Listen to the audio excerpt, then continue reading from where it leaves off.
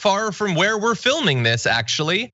A few blocks east of Sunset Boulevard, we had the latest, just the latest instance of a car deciding that protesters are nothing more than speed bumps. Take a look at this.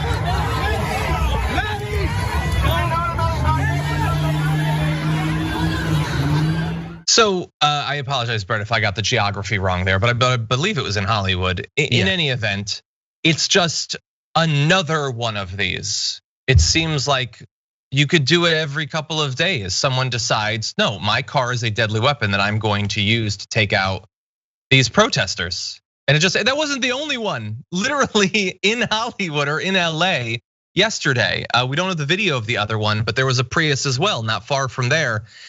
It's become so normalized. This was up until a couple of years ago, this was basically ISIS did this. That's basically what happened. International terrorists would get a car and they drive through crowds of people. But now it's just, I guess they were delayed.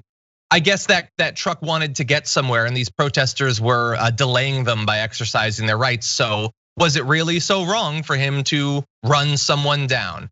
I'm assuming the person survived, but they can never know when they decide to hit them with a literal truck. Yes, this is horrifying and unacceptable. And what's equally as unacceptable is Republican politicians who are trying to make this activity legal.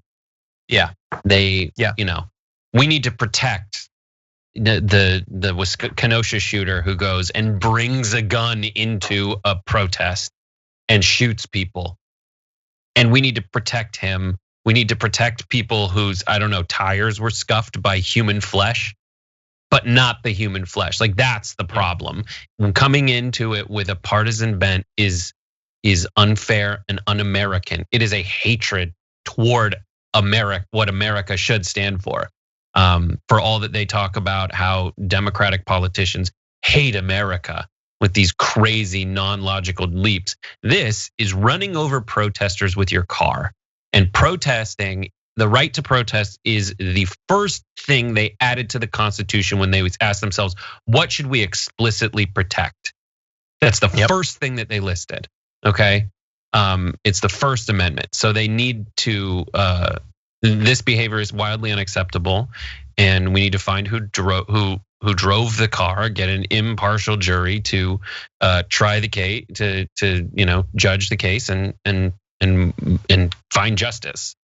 But a lot of people who are talking about this aren't intent on actually finding justice. They're looking for some kind of weird marginal rhetorical win, and that's not okay.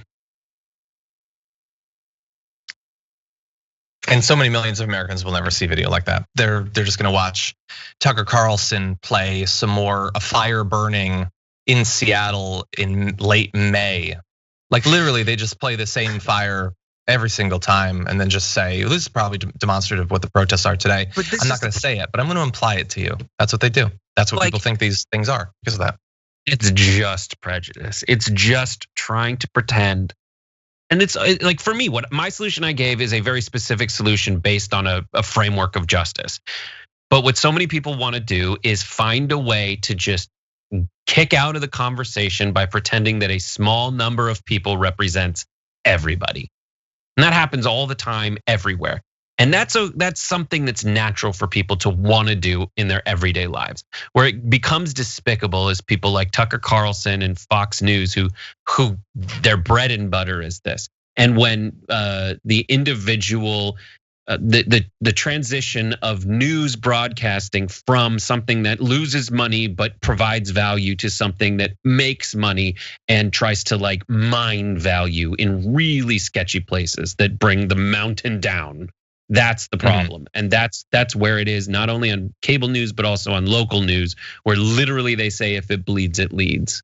And as I've said already on today's show, like 93% of these protests are just people with signs.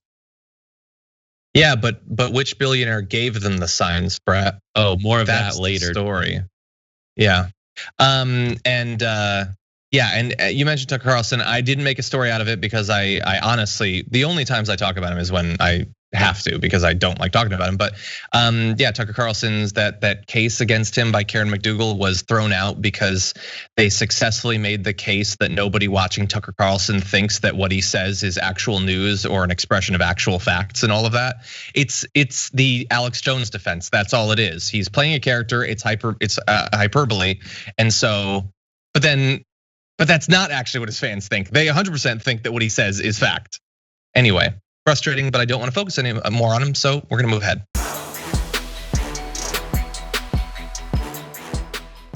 For more political news breakdowns, interviews, stories of activism, and me trying my hardest to care about the occasional big celebrity news story, subscribe to our YouTube channel at youtube.com/The Damage Report. And you can ring the bell wherever it is so you don't miss anything.